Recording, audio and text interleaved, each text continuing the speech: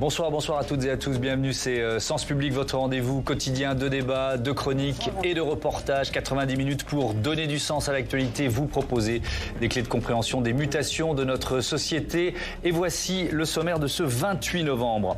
Plus de 6 Français sur 10 souhaitent le départ d'Elisabeth Borne de Matignon et 71% d'entre eux pensent qu'elle ne ferait pas non plus une bonne tête de liste aux élections européennes. Notre baromètre politique de novembre n'est pas tendre pour la Première ministre, alors que des rumeurs de remaniement repartent de plus belle. Qui est le mieux placé pour la remplacer? Emmanuel Macron peut-il changer d'équipe dès le mois de janvier? Quel impact le conflit Israël-Hamas, mais aussi les faits divers récents ont sur l'opinion? On en débat dans une minute. Et puis pour notre second thème, je vous propose l'histoire d'une réforme difficile à mettre en œuvre, la légalisation de l'euthanasie. On a assisté jusqu'à la fin de Ville-Maman, donc on était tous autour d'elle quand le médecin a pratiqué, en tout cas a fait la piqûre létale. Et c'était tellement paisible parce que dans un premier temps elle s'endort et puis le cœur s'arrête.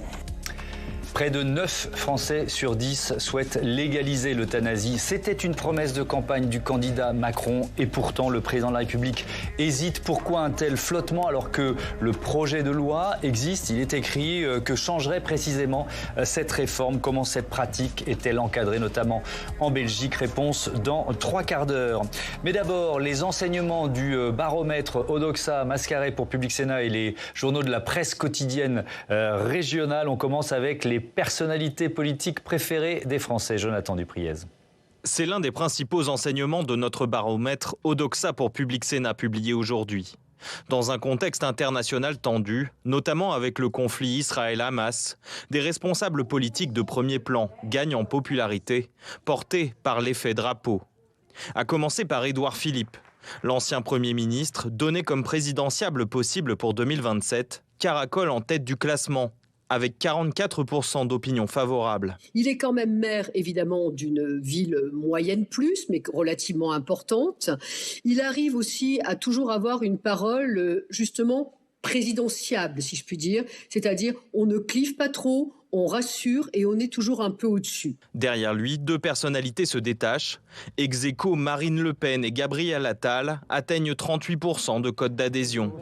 Abaya dans les écoles, attentat à Arras, les sujets délicats de la rentrée ont porté le jeune ministre de l'Éducation nationale au tout premier plan de l'attention médiatique. On a un Gabriel Attal qui n'était pas non plus extrêmement connu avant d'arriver à l'Éducation nationale. Or, il y a un effet de nouveauté, évidemment. Nous qui sommes dans la vie politique, qui connaissons ça, on a très tôt identifié que Gabriel Attal pouvait être un pilier de la Macronie. L'autre élément, c'est qu'il a su extrêmement bien jouer sur les outils de communication. Parallèlement, le couple exécutif semble être en inversion de phase. D'un côté, Emmanuel Macron, en surplomb avec les crises internationales, gagne 5 points de popularité en 6 mois pour atteindre 35% d'opinion favorable. Toutefois, Elisabeth Borne, plus exposée en politique intérieure, semble pâtir d'un désaveu important de l'opinion. 69% des sondés jugent qu'elle est une mauvaise première ministre. On a toujours la volonté pour le président de la République de mettre un Premier ministre qui joue à la fois le rôle de paratonnerre et en même temps le rôle de fusible. Et donc évidemment, dès le moment où la situation politique se gâte, dès le moment où vous avez des tensions sociales dans le pays, le Premier ministre prend dès lors qu'il est mis en avant. Autre enseignement à gauche, Jean-Luc Mélenchon plonge dans l'opinion avec seulement 18% de cote d'adhésion. Au cœur de polémiques ces dernières semaines, notamment son refus de considérer le Hamas comme organisation terroriste, l'ancien candidat à l'élection présidentielle voit son leadership à gauche s'émousser de mois en mois. Et on détaille les résultats de notre baromètre avec Céline Bragg. Bonsoir, directrice générale d'Odoxa. Bienvenue à vous. Sophie Coignard, bonsoir et bienvenue. Bonsoir. Vous êtes journaliste, éditorialiste politique au Point. Mathieu Souquier, bonsoir et bienvenue, consultant essayiste spécialisé en sciences politiques. On est également en duplex avec Yves Sancy, senior partner chez Mascaré. Bonsoir Yves. Et Laetitia Krupa, éditorialiste politique. Bonsoir Laetitia, bienvenue à vous. On commence par l'ancien Premier ministre Édouard Philippe. Si vous le voulez bien, Céline Bragg. Comment expliquer cette régularité au sommet? Est-ce que c'est la rareté de sa parole qu'il sert également? Oui, alors pas seulement, c'est-à-dire qu'il a une personnalité qui, même lorsqu'il était Premier ministre, faisait de lui une personnalité appréciée. Il avait une cote de personnalité haute pour un Premier ministre. et stable dans le temps. Alors, la stabilité, c'est pas toujours le cas, parce que sur le baromètre politique, on a vu notamment que pendant la période des retraites, eh bien, comme les ministres en poste, eh bien, Édouard Philippe, qui n'était pourtant pas, comment dire, en ligne de front sur ces sujets-là. Il n'était pas en première ligne, on avait un peu l'impression qu'il se cachait, mais bon. Et voilà, il a été considéré par l'opinion comme un soutien de cette réforme extrêmement impopulaire. Il a perdu beaucoup de terrain. Puis depuis, tout le monde remonte, et Édouard Philippe, qui est en tête maintenant depuis des mois, eh bien, on remonte lui aussi. Maintenant, il faut quand même se méfier de ce petit effet Simone Veil, Bernard Kouchner, vous voyez, qui était très très haut des baromètres politiques de Paris Match pendant très longtemps, parce que précisément, ils étaient quand même, un pas derrière les autres, un peu trop en retrait. Pas complètement, justement, sur la politique nationale. Et donc, il faut voir ce qui va se passer quand, s'il le souhaite d'ailleurs, s'il devient à nouveau un représentant politique national et qu'il veut se présenter, par exemple, à la prochaine présidentielle. Au hasard, à la présidentielle. Sophie Coignard, est-ce que vous trouvez des points communs entre les trois personnalités? On va revoir le baromètre, les trois personnalités qui arrivent sur le podium, et Édouard Philippe, on l'a dit, et Gabriel Attal, Marine Le Pen, ex-aequo à 38% d'opinion favorable. Ces trois-là, quel point commun, si on doit en trouver? S'il faut retrouver, je dirais que leur point commun, surtout dans l'actualité de ces dernières semaines, c'est qu'ils ont parlé cash, si je puis dire. C'est-à-dire qu'ils sont exprimés de façon... ils n'ont pas refusé l'obstacle du clivage, voilà, pour le dire autrement. Marine Le Pen, de toute façon, elle est dans son rôle, c'est-à-dire, certes, des diabolisations, mais enfin, quand même, il faut continuer à tracer en parlant fort. Et Gabriel Attal, évidemment, c'est la grande surprise, la grande vedette de cette rentrée politique dans la majorité. On voit bien qu'il... On peut dire qu'il parle cash. Il ne mâche pas ses mots, c'est-à-dire ni il ne mâche ses mots. Je veux dire, les questions au gouvernement sont un exercice dans lequel il y va très fort, où il refuse jamais, y compris de pointer ses adversaires politiques du doigt. Je pense notamment à la France insoumise.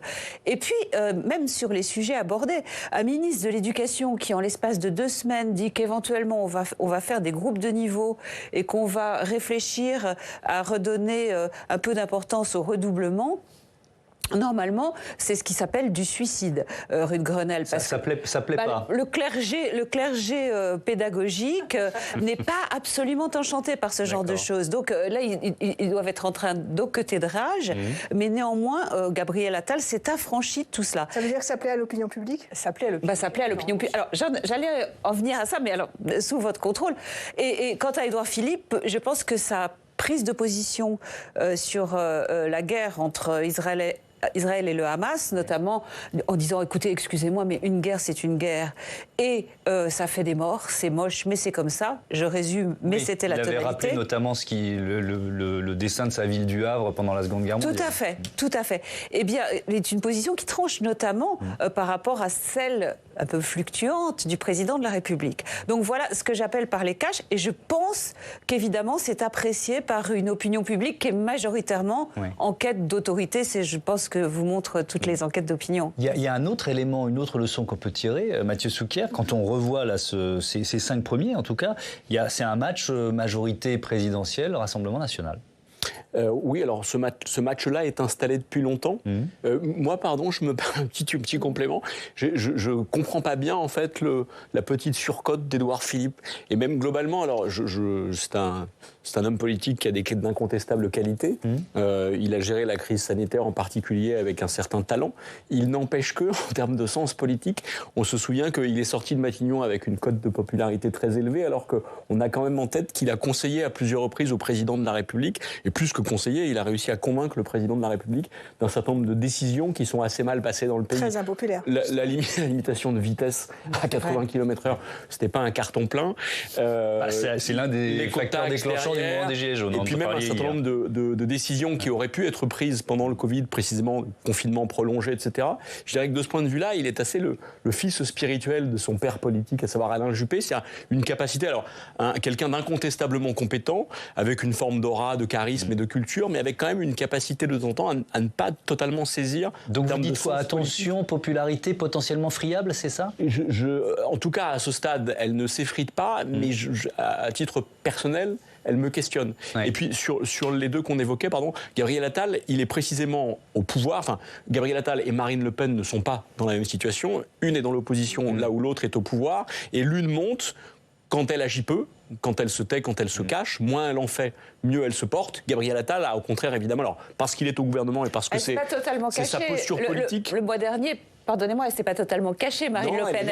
Elle a même saturé les commentaires. Manifesté sans se faire huer. C'est son talent. Voilà. Non, mais désormais, l'extrême droite peut manifester en tête de cortège.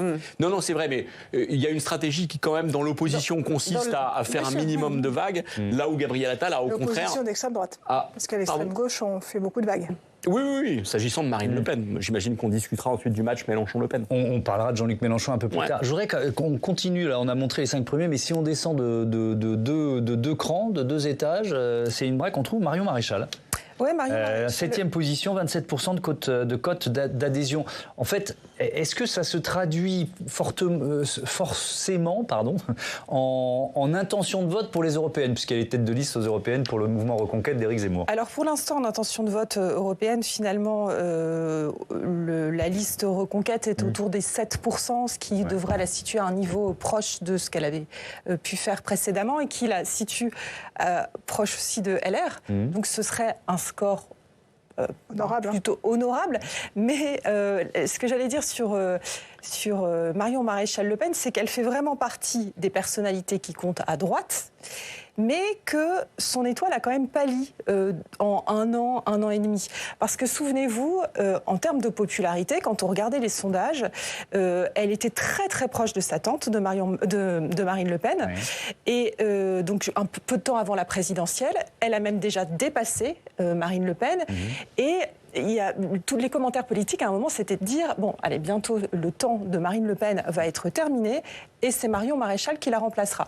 Ce qui fait que son choix stratégique d'aller chez Reconquête, alors voilà, c'est un choix qui est aussi un choix d'adhésion, certainement, à ce parti-là, mais stratégiquement, on ne peut pas dire que ce soit un franc succès. Ouais. Parce que certes, elle est beaucoup plus populaire qu'Éric Zemmour, elle est beaucoup moins rejetée qu'Éric Zemmour. Maintenant, elle est quand même en seconde division. Et on parle de Marine Le Pen, donc elle est quand même, Marine Le Pen et donc la troisième avec 38%. Elle est à 27% en 7e position, donc 11 points derrière. Et entre deux, eh bien, il y a Jordan Bardella qui fait un carton, qui plaît beaucoup aux sympathisants de l'extrême droite, mais pas mal aussi aux sympathisants de droite. Donc tout ce qu'on disait de Marion Maréchal Le Pen, ce rapprochement possible entre l'extrême droite et la droite, aujourd'hui, c'est plus attribué spontanément à Jordan Bardella qu'à Marion Maréchal. Alors, je voudrais qu'on parle maintenant d'Emmanuel Macron avec un président de la République qui profite plutôt du contexte international. Le chef de l'État remercié hier par certaines familles d'otages français libérés par le Hamas. Écoutez. J'aimerais remercier le président Biden pour le soutien extraordinaire qu'il a apporté à la concrétisation de ce moment, ainsi que le président français Emmanuel Macron et l'ambassade de France ici en Israël pour leur soutien extraordinaire. Emmanuel Macron qui voit sa cote de popularité. Est-il un bon président de la République? C'est la question posée par notre baromètre. Réponse non, 65%. Oui, en légère progression, plus 1 point à 35%. Je me tourne vers Yves Sancy une première fois dans notre débat. Peut-être pour un point général sur ce conflit Israël-Hamas. Est-ce qu'il pèse toujours autant dans les conversations sur les réseaux sociaux ou est-ce que c'est plutôt un peu en train de se tarir ou de se tasser? Alors en effet, le conflit en lui-même, ou en tout cas les débats français issus du conflit ont quelque peu changé de nature. On avait vu sur le dernier baromètre que la pénétration était très puissante, l'exportation du débat du conflit était très puissante dans le pays. Elle a tendance à ralentir, à faiblir. Par contre, très clairement, le débat direct sur le conflit israélo-palestinien s'est transféré sur la question de l'antisémitisme qui laisse des traces politiques profondes. On évoquait tout à l'heure la question de Marine Le Pen. D'abord, le premier point, c'est que les plus gros pics sur les réseaux sociaux, ça a été les polémiques autour de Guillaume Meurice, par exemple, ou alors de la marche sur l'antisémitisme, contre l'antisémitisme. Mais sur ce deuxième point, le vrai sujet qui a mobilisé le grand public, ce sont les polémiques autour des partis LFI et RN, avec une Marine Le Pen qui a très clairement engrangé des chiffres, qui a amélioré sa propre image, qui a probablement transformé la perception pivot du Front National à l'époque, qui était considéré comme le parti antisémite, avec une Marine Le Pen aujourd'hui qui passe quasiment dans le camp adverse. Face à elle, Jean-Luc Mélenchon, ça a été... On viendra plus tard de Jean-Luc Mélenchon. Je vous interromps tout de suite. Faut pas tout dire dans la première intervention, Yves Sancy, vous savez, hein, on en reparlera plus tard de Jean-Luc Mélenchon. Guillaume Meurice, vous avez fait référence, humoriste de France Inter évidemment, qui s'était retrouvé au cœur d'une polémique pour avoir dans une chronique traité Benyamin Netanyahou de nazi sans prépuce, pour ceux qui ne l'auraient pas vu. Je voudrais qu'on discute de cette manifestation contre l'antisémitisme. Marine Le Pen y était et pas Emmanuel Macron. Sophie Coignard, est-ce qu'il y a une erreur stratégique de l'un et une victoire de l'autre? Sur la victoire, oui, sur la réussite de cette séquence par Marine Le Pen, je crois c'est difficile de le nier ou de le contester. C'est sûr qu'elle a engrangé vraisemblablement sur cette journée, et elle a elle a engrangé, et en plus elle a marqué un point de non-retour, c'est-à-dire qu'aujourd'hui, bien effectivement, le RN dans une manifestation contre l'antisémitisme, ça s'est déjà vu, et donc c'est une espèce de case qui est cochée, quoi qu'il en soit, puisque ça s'est pas si mal passé pour elle. Elle s'est pas pris des œufs pourris sur elle pendant tout le défilé. Emmanuel Macron, c'est très difficile de trancher. À titre personnel, je pense qu'il a commis une erreur. Je pense qu'il a commis une erreur et que cette erreur peut avoir des conséquences assez durables. Non seulement à cause de son absence, mais à cause des motifs qu'il a donnés de cette absence. Souvenez-vous, quand il a été interpellé par l'arrière-petite-fille, je crois, d'Alfred Dreyfus, et il a dit c'est pas dans mes habitudes d'aller manifester. Ce qui me paraît un peu en deçà de la stature présidentielle, pour rester très aimable. Et la deuxième chose qu'il a dite, c'est sinon je pourrais aller manifester toutes les semaines.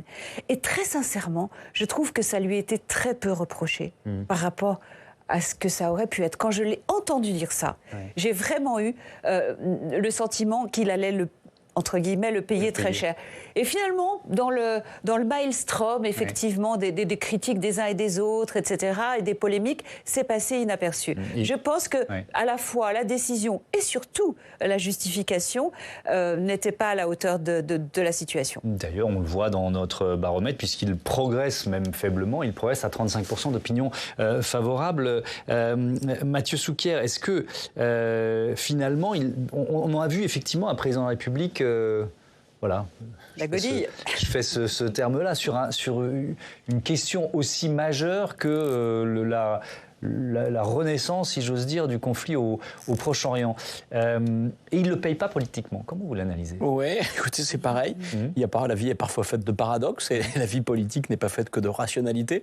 C'est vrai que sur l'international, focalisation sur l'international, en général, évidemment, ça redore la stature présidentielle. Ça fait du bien. Pour autant, comme vous le rappeliez, la séquence a été complexe pour lui. D'abord, il y a eu une visite là-bas qui est venue de façon très tardive, c'est-à-dire qu'un certain nombre de chefs d'État ou de chefs de gouvernement ont même largement précédé Emmanuel Macron au Proche-Orient. Scholz est passé avant, Meloni est passé avant. Enfin, donc on avait l'impression que la France avait un tout petit peu tardé. Il avait dit j'irai quand ce sera utile. Oui, c'est ça. Et alors justement, il y est allé quand il a jugé que c'était utile, mais en faisant un certain nombre de propositions qu'à peu près toutes les chancelleries ont derrière retoquées, alors de façon très diplomatique, mais quand même de façon extrêmement claire. Donc on n'a pas compris qu'il avait à ce moment-là récupéré le leadership au plan international. Et effectivement, la marche contre l'antisémitisme, il a semblé à front renversé. Après plusieurs jours, on avait compris qu'il tergiversait en plus. C'est-à-dire que bien souvent, on est au courant du fait que le chef de l'État se tâte, qu'il hésite, que c'est peut-être oui, peut-être non, et à la fin, c'est non. Et pour le coup, précisément, comme la pression était un tout petit peu montée pendant quelques jours, on imaginait qu'il allait se présenter à la marche en question, et il n'y était pas. Peut-être juste un dernier mot. Oui. La précédente marche contre l'antisémitisme, 30 ans auparavant, à l'occasion de la profanation du cimetière juif de Carpentras, alors non seulement s'était transformé en marche contre l'extrême droite, c'est-à-dire que le pays avait manifesté contre l'antisémitisme, mais contre, à l'époque, le Rassemblement national. Et précisément, le chef de l'État de l'époque, François Mitterrand, était en tête de cortège. Et donc, 30 ans après, on est à front renversé, ça fait froid dans le dos. C'est-à-dire que l'extrême droite peut être là sans se faire caillasser, sans se faire houspiller, sans se faire chahuter. C'est aussi, mais ce n'est pas le centre de notre débat, parce que les ressorts de l'antisémitisme ont aussi changé dans notre pays. Pas en totalité, mais en partie. Oui, absolument. Voilà. Et puis, on a Éric Zemmour qui, il n'y a pas si longtemps que ça, en fait, a incarné la figure du juif revendiqué, réhabilitant Pétain. Donc tout ça fait aussi des dégâts considérables. Céline Bragg, vous vouliez intervenir? Oui, ce que je veux dire, c'est que c'est vrai que vous suivez la politique de manière extrêmement fine, et épisode par épisode. Il faut bien voir que ce n'est pas le cas de la plupart des Français. Et c'est-à-dire qu'au moment où arrivent des événements internationaux, généralement, dans les grandes lignes, les Français les suivent et ils connaissent plutôt quand même bien les grandes lignes. Et en l'occurrence, ils sont tout à fait sur les mêmes grandes lignes qu'Emmanuel Macron. C'est-à-dire quand on les testait, à la fois absolument horrifiés par les actes du Hamas et en même temps tout à fait solidaires des Palestiniens de Gaza. Et donc finalement, quand on leur pose la question sur les positions d'Emmanuel Macron, les Français considèrent qu'ils sont tout à fait d'accord avec les positions d'Emmanuel Macron. On avait dit, donc Emmanuel Macron a soutenu la manifestation même s'il n'y a pas participé, et les Français disaient à la fois on est content qu'il ait soutenu cette manifestation et on ne lui en voudrait pas qu'il n'y participe pas. Donc il faut voir quand même que ces actualités-là, ça fait plutôt du bien à une stature présidentielle, surtout quand on soutient les grandes lignes, et qu'après tout le détail, les explications, etc., ça passe quand même au-dessus de la tête de la plupart des gens. L'actualité politique de ce mardi, elle est encore marquée par les conséquences du meurtre du jeune Thomas lors de cette fête de village à Crépol. Ça a donné lieu à une passe d'armes à l'Assemblée nationale aujourd'hui. Éric Dupond-Moretti accusant l'extrême droite d'instrumentaliser ce drame. Regardez. Je pense aussi, moi, aux Français, à nos compatriotes, aux Français de préférence qui vivent dans nos quartiers, dans les cités, et qui ne méritent pas de lire sur les murs « Mort aux Arabes ». Nos frères juifs ont peur, nos frères musulmans ont peur aussi. Vos propos sont incendiaires et ils amènent dans la rue les militants de l'ultra-droite qui sont bien plus proches de vous que de moi.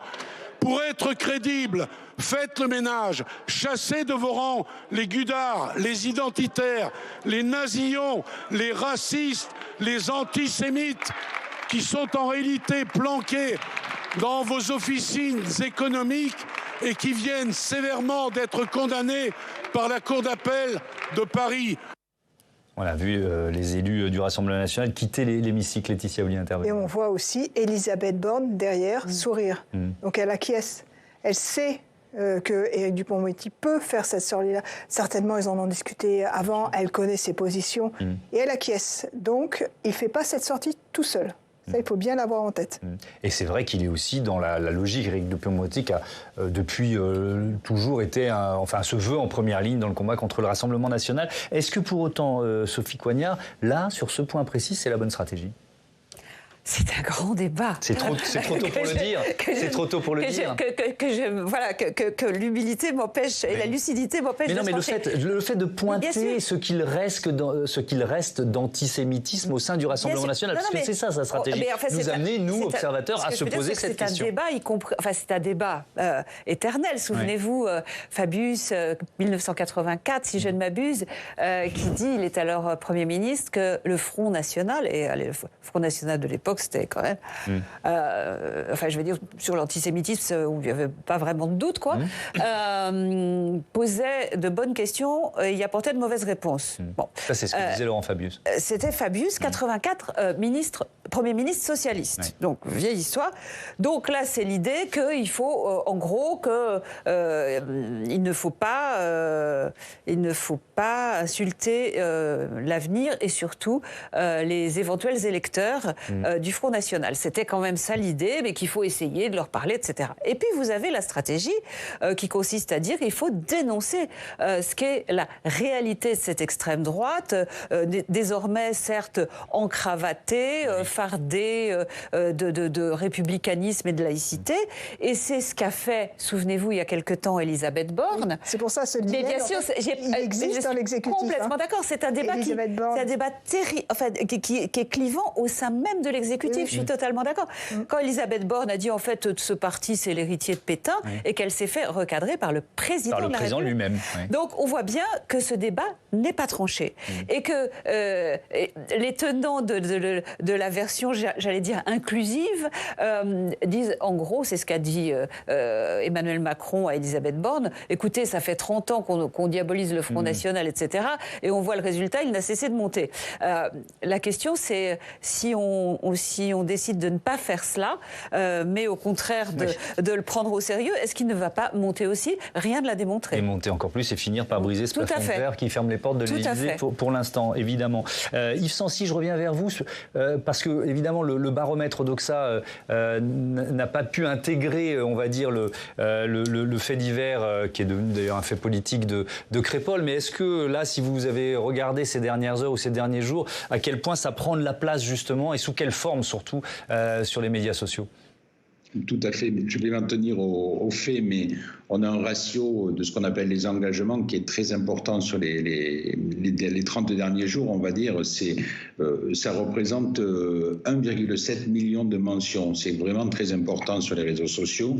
Mais sur les faits, on va quand même noter quelque chose de particulier, c'est que d'abord le phénomène d'extrême droite, l'agitation extrême droite sur les réseaux sociaux, elle est réelle. C'est-à-dire qu'au sein des résultats les plus importants qu'on a, on retrouve principalement les noms des chantres de l'extrême droite, Marion Maréchal, Damien Rieu, Julien Oudoul, etc. Beaucoup d'influenceurs très connus des réseaux, Bassin, Français de Souche, Livre Noir, etc.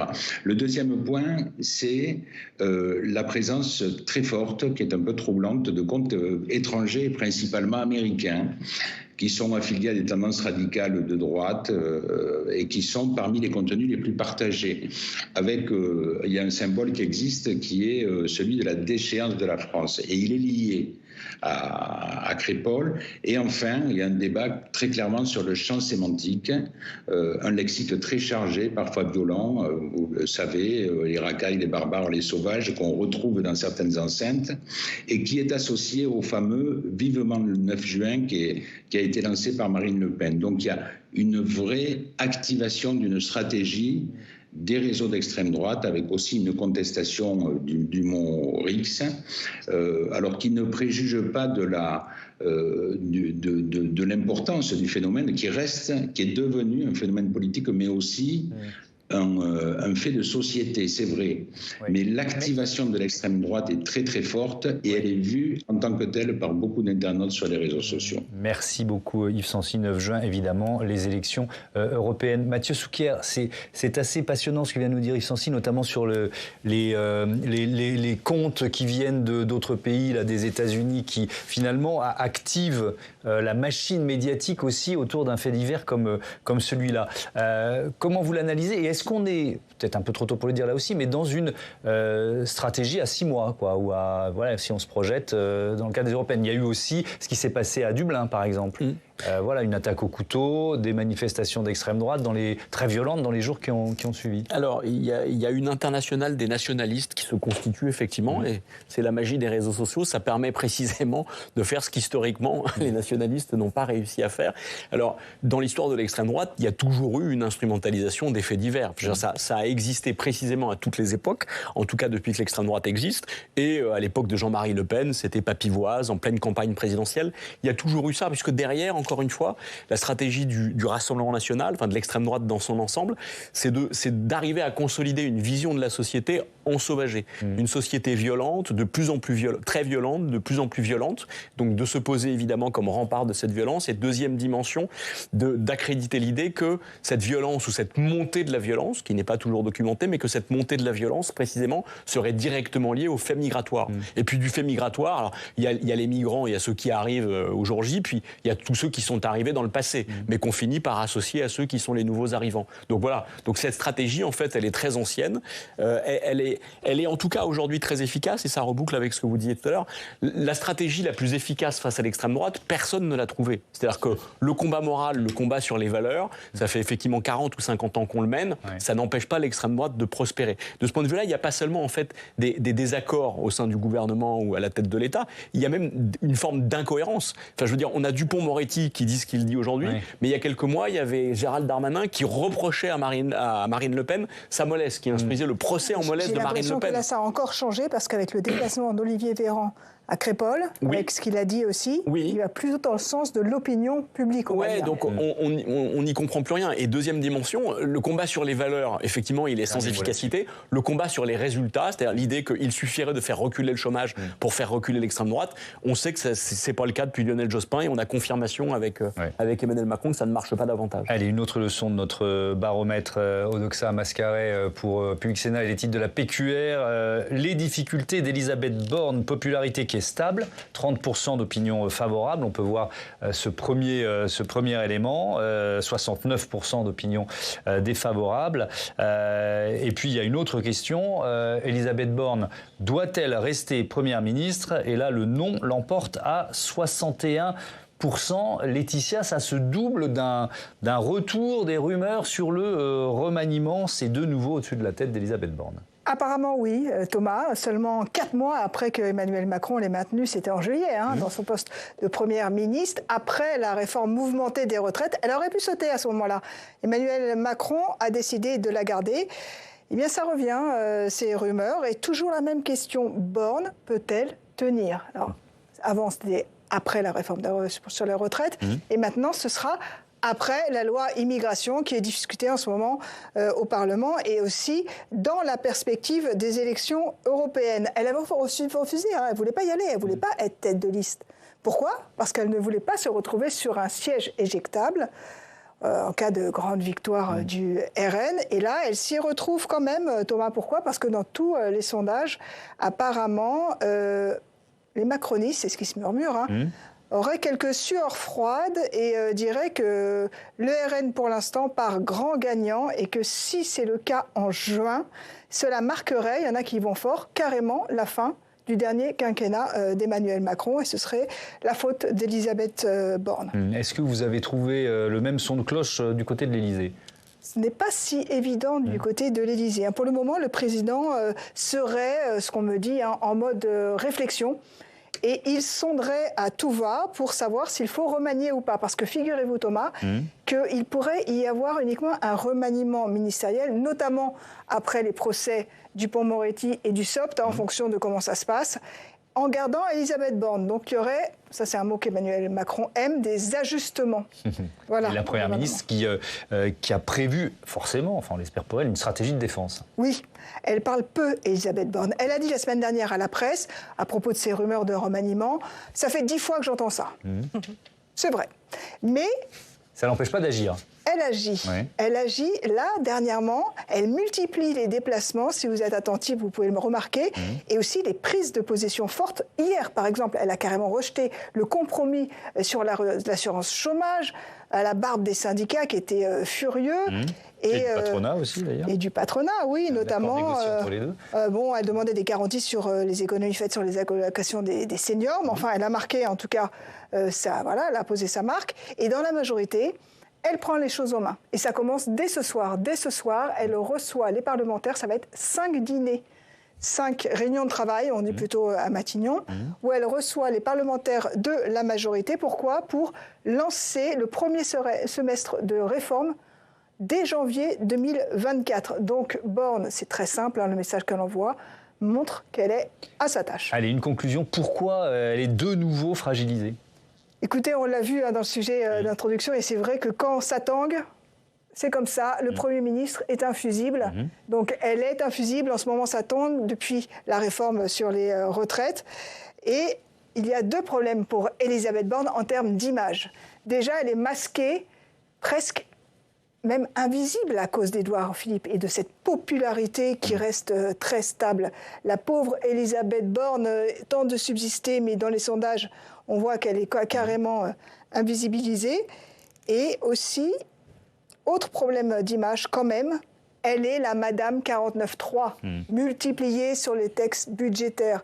Or, quand on sonde les Français, vous êtes bien placés pour le savoir, le 49.3, cette mesure, est jugée par une grande partie de la population comme un déni de démocratie. Donc c'est largement impopulaire et cette impopularité lui colle à la peau. Merci Laetitia. Quelques mots rapides sur Elisabeth Borne. Il y a un côté supplice chinois quand même, Sophie Coignard. Je sais bien que c'est le lot de tous les premiers ministres d'être sur un siège éjectable, mais là, j'ai l'impression que ça revient tous les 2-3 mois, quoi. Il y a un raffinement particulier. Alors, on voit bien que Elisabeth Borne, elle est à la fois, comment dirais-je, c'est une dure à cuire, et en même temps, elle en a assez. Enfin, je veux dire, aussi, je déclenche l'article 49.3. Enfin, c'est une phrase qu'elle ne peut plus supporter.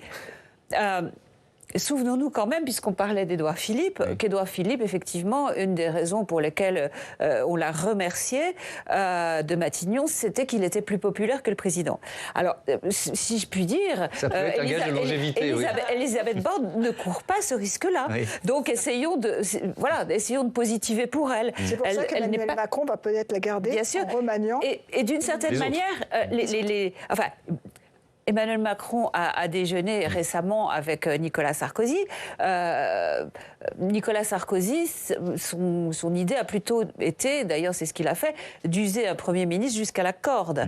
Et Elisabeth Borne peut encore servir. Il y a quand même des gens dans la majorité qui disent justement à cause de cette échéance des européennes que ce serait complexe de griller la cartouche du changement de Premier ministre avant les élections de juin, parce que si jamais c'est effectivement une catastrophe pour la majorité... Il faudra encore changer peut-être de Premier ministre. Effectivement, qui serait le meilleur pour remplacer? On se projette. La plupart du temps, d'ailleurs, ça se passe comme ça. C'est lié aux élections quand même. Évidemment. Vous avez sondé aussi l'opinion sur le meilleur remplaçant, enfin le meilleur successeur, pour être précis. Qui serait le meilleur Premier ministre? Voilà, je ne vais pas faire c'est pas un grand scoop, c'est la comète du moment, c'est Gabriel Attal qui est cité en premier, vous voyez, à 30%, devant Bruno Le Maire, 27%, loin devant Gérald Darmanin, qui est le mal-aimé de l'opinion, et devant Julien Denormandie et Sébastien Lecornu, qui tous deux souffrent d'un gros déficit de notoriété, en réalité, avant de parler d'impopularité de ces deux-là. Pour Gabriel Attal et Bruno Le Maire, ils sont un peu dans un mouchoir de poche, en réalité, avec des soutiens assez différents. C'est-à-dire que, par exemple, Gabriel Attal est quelqu'un qui est très apprécié, y compris à droite, y compris par les sympathisants de LR. Sur sa cote, il est même au-dessus de Bruno Le Maire. Mais vous voyez, quand on pose la question « qui vous préférez ?» comme Premier ministre, là, les sympathisants de droite disent Bruno Le Maire. De même que, d'ailleurs, les sympathisants de Renaissance. Comme s'il y avait une espèce de, quand même, de gage à la maturité, la stature, l'expérience politique. On dit non, là, quand même Bruno Le Maire. Mais on voit quand même que Gabriel Attal progresse de manière spectaculaire sur notre baromètre en popularité, en termes dans l'opinion de manière détaillée. Il est considéré comme un bon ministre de l'Éducation. Toutes les pistes de réforme qu'il a proposées sont vraiment acclamées par l'opinion. Et puis en plus... là, vous nous parlez de Gabriel Attal. On voit Bruno Le Maire derrière vous, mais c'est bien Gabriel Attal qui est j'avais pas maîtrisé le plan d'ailleurs. Moi, je le vois devant moi, alors j'ai l'impression que je parle de lui. Et voilà. Donc vraiment, là, en tant que Premier ministre, ça pourrait en effet avoir du sens sans doute politique aussi, de pouvoir mettre quelqu'un qui soit jeune et qui soit considéré comme quelqu'un de courageux, de compétent et de fidèle, ce qui peut servir. Allez, il nous reste un peu plus de 5 minutes. Comme promis, on va parler de Jean-Luc Mélenchon. Je propose à Quentin Calmet de nous rejoindre. On va voir s'afficher l'un des enseignements de l'étude Odoxa. Bonsoir Quentin. Bonsoir. Avec la cote de confiance de Jean-Luc Jean-Luc Mélenchon, compte de confiance qui est à seulement 18%. C'est une chute constante, c'est ça? Oui, c'est même une nette baisse depuis juin dernier, Thomas. Jean-Luc Mélenchon qui est passé de la 6e place des politiques dans leur cote de confiance à la 17e. Et il devient même, à l'inverse, l'une des personnalités les plus clivantes, ce qui provoque le plus de rejets à 60% des Français interrogés. C'est juste derrière Éric Zemmour qui est à 62%. Pour autant, Jean-Luc Mélenchon reste la personnalité la plus en vue à gauche. Absolument. Mais attention, là encore, ça baisse. Mais à 44% d'adhésion, il a perdu 2 points en un mois et c'est 12 points depuis le mois de juin, selon l'étude. Il rejoint un groupe de personnalités, au-dessus de 40% d'adhésion à gauche, dont Fabien Roussel, Édouard Philippe et François Ruffin. L'étude note pourtant que Jean-Luc Mélenchon devançait de 15 points toutes ces personnalités avant l'été. Et donc, si on rentre dans le détail, il est jugé trop radical. Voilà. Pour expliquer les mauvais chiffres depuis juin dernier, effectivement, le point de départ, c'est la stratégie d'obstruction à l'Assemblée nationale pendant la période de la réforme des retraites. Mais les critiques sont de plus en plus vives depuis les massacres du Hamas du 7 octobre. Exemple avec ce tweet du 22 octobre, où le fondateur de la France Insoumise s'en prend à Yaël Braun-Pivet, la présidente de l'Assemblée nationale, qui campe à Tel Aviv. La ligne Mélenchon est contestée en interne, et c'est nouveau, et ce, de plus en plus ouvertement. Le 12 novembre dernier, on voit ainsi plusieurs élus insoumis manifester contre l'antisémitisme, n'hésitant pas à se démarquer de la position des cadres du parti. On voit ainsi François Ruffin, Raquel Garrido, Alexis Corbière et Clémentine Autain défiler à Strasbourg. Et mi-novembre, c'est la députée Raquel Garrido qui est sanctionnée par le groupe LFI de l'Assemblée nationale pour ses prises de position qui nuisent, je cite, au bon fonctionnement collectif du groupe. En clair, la direction du groupe LFI lui reproche d'avoir critiqué Jean-Luc Mélenchon et même de l'avoir revendiqué dans le journal l'Obs. Un conflit s'ouvre entre la députée et la direction de LFI. Écoutez Raquel Garrido, c'était mi-novembre sur notre antenne. Il y a un problème à la direction de la France Insoumise. Il y a besoin d'avoir, à mon sens, un sursaut là, un sursaut éthique. J'ai l'impression que leur boussole, je ne sais pas, c'est déboussolé. Voilà, elle ne marche plus. Donc, il y a besoin que les insoumis, se ressaisissent, fassent du commun, dans l'unité. Des élus insoumis qui sont peu nombreux à s'en prendre directement à Jean-Luc Mélenchon. Voilà, tout se fait à fleur et moucheté, effectivement. Même un député comme François Ruffin, qui joue pourtant sa propre partition depuis plusieurs semaines, eh bien, il propose une alternative à gauche, mais sans jamais se mettre vraiment à dos son ancien chef de file. Écoutez, c'était dimanche dernier sur France 3. Est-ce que pour vous, Jean-Luc Mélenchon reste une référence? Comment ne serait pas une référence l'homme qui a permis de sauver la gauche dans le pays? Il faut bien voir que si la gauche, ça avait été François Hollande et son fils adoptif Emmanuel Macron, la gauche, elle serait morte et enterrée aujourd'hui. Donc il a sa place dans votre nouveau mouvement. Le mouvement, il est plus large que ça. Le mouvement, c'est la gauche en général. Donc il a sa place dedans. Que Jean-Luc Mélenchon a sa place dans le panthéon de la gauche. Le panthéon de la gauche, mais... Ça veut dire un peu dans notre passé, hein, on est pas, bien compris, dans la bouche de François Ruffin. Absolument. Ouais. Et donc on l'entend, pour l'heure, il s'agit pour lui plutôt de poser d'autres cartes sur la table à gauche, sans jamais lancer de conflit ouvert, on l'a compris, avec Jean-Luc Mélenchon. Merci beaucoup, Quentin. Mathieu Souquier, je me tourne vers vous, parce que faire émerger une alternative à Jean-Luc Mélenchon à LFI, est-ce possible sans quitter LFI? Vous voyez ce que je veux dire? Alors, sans quitter LFI, ça paraît compliqué, et même je dirais qu'en quittant LFI, ça va l'être. En réalité, la question posée, la question sous-jacente est celle effectivement de la posture politique et de la stratégie politique. Jean-Luc Mélenchon fait évidemment tout ce qu'il fait de façon totalement construite, totalement pensée. Il fait le pari que cliver aujourd'hui politiquement, et y compris aller dans l'outrance, dans l'excès, dans la violence, c'est-à-dire pas seulement la radicalité, mais dans la violence, ça a vocation à payer à terme. Alors, ce qui est sûr, c'est qu'à ce stade, dans les enquêtes d'opinion, Marine Le Pen, par une posture radicalement opposée, a plié le match des opposants. Ça, c'est incontestable. En termes de proximité, de danger, de compétence, de tout ça, en fait, Jean-Luc Mélenchon est à ce stade en tout cas, distancé. Alors, il avait connu une vraie chute après la dernière présidentielle, et puis l'avant-dernière présidentielle, et puis il avait réussi à remonter jusqu'à un score tout à fait inédit en 2022. Et donc, on voit bien qu'il se dit qu'en réalité, il peut y avoir des creux de vague et que les creux de vague ne sont jamais définitifs. C'est un pari. Ce qui est sûr, c'est qu'aujourd'hui, alors que l'opinion de gauche était unitaire à 80% il y a un an encore, elle ne l'est plus majoritairement aujourd'hui. 80% des sympathisants de gauche disaient il y a un an, nous devons faire l'unité et il n'y a pas de gauche irréconciliable. Ce qui nous rapproche dépasse ce qui nous divise. Aujourd'hui, en revanche, à partir de précisément en fait, de la posture du leader insoumis, ce ne sont plus que 46% des sympathisants de gauche qui se disent unitaires. Donc la NUPES a pris cher quand même. Merci beaucoup, merci à tous d'avoir participé à ce débat sur Public Sénat. Je vous dis à très bientôt.